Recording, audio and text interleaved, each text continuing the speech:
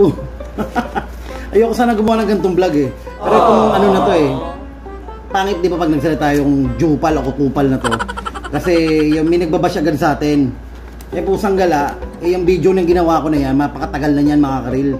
Ito si Abdul Tubol na to, ewan ko dito. Sa bagay, basher nga naman di ba? Pero syempre yung binabash yung mga kilala na.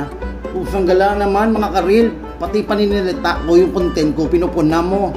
Pati yung peking pera. Anong pakialam mo kung peke yung pera ko? Oh. Oh, puro pasikat, flex, Bisaya, ikaw ang Bisaya, bubo. Oh, i-flex ko pa. Iinisin pa kita kasi peke, di ba?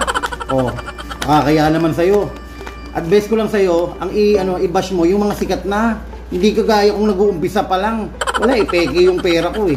Nakakaya naman sa peking pera, di ba? Pag ganyan ka ng ganyan, di ka pa gumagamit ng totoong pangalan. Ikaw flex ka ng flex ng pangalan mong Abdul Tubol na yung di pumipong ka. Nananahimik ako sa dito, gagawa lang ako ng video, good vibes lang. Pati ako pinapakialaman mo. Eh ano na ngayon kung peke yung pera ko? Oh, peke yan, kita mo, puro peke. Napapagod na nga ako magbilang, Abdul Tubol. Shout out sa'yo, manahimik ka na lang kung wala kang magawa, manood ka na lang. Tapos nakapalo ka pa sa akin ng unggoy ka. Pampaling kitang pera, ang unggoy ka eh. Oh, di ba naging content tuloy kita? Gago!